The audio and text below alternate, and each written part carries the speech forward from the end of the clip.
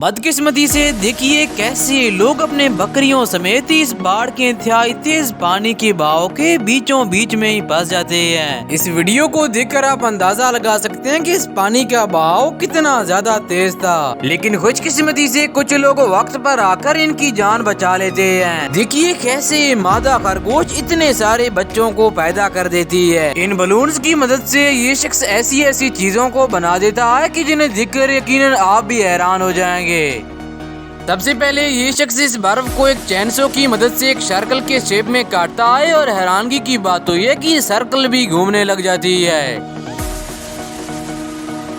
جس کے بعد یہ شخص اس کے اوپر کئی ساری لائٹس کو لگا کر اس کے اوپر ہی انجوائے کرنے لگ جاتا ہے۔ اس مرغی کو پکڑنے کے لیے یہ شخص اس جنگل میں ایک ایسا ٹریپ بنا دیتا ہے کہ جسے دیکھ کر یقیناً آپ بھی حیران ہو جائیں گے۔ اسے بنانے کے بعد یہ شخص جیسے ہی یہاں سے چلا جاتا ہے تبھی وہ مرغا آ کر یہاں پر پھنس جاتا ہے، جسے بعد میں یہ شخص آ کر یہاں سے نکال لیتا ہے۔ کیا آپ بلیو کریں گے کہ ایک مچھلی ایک انسان سے بھی دوستی کر سکتی ہے؟ یقیناً یہ بات آپ کو سننے میں تھوڑی عجیب لگ رہی ہوگی، لیکن اس بات کا ثبوت آپ خود اس ویڈیو میں دیکھ سکتے ہیں۔ اس ویڈیو میں آپ دیکھ سکتے ہیں کہ کیسے یہ شخص اس جنگل میں ان آموں کا جوس بنا رہا ہوتا ہے، جن کا جوس بنانے کے لیے یہ شخص سب سے پہلے ایک آم کے درخت پر چڑھتا ہے اور اس کے بعد کئی سارے آموں کو نیچے پھینک دیتا ہے، جس کے بعد یہ شخص انہیں ایک جگہ پر اکٹھا کر لیتا ہے اور اس کے بعد انہیں چھیلنے لگ جاتا ہے، جنہیں چھیلنے کے بعد یہ شخص انہیں بڑے سے برتن میں اکٹھا کر لیتا ہے اور ایک بانس کی لکڑی کی مدد سے ان کا جوس بنانے لگ جاتا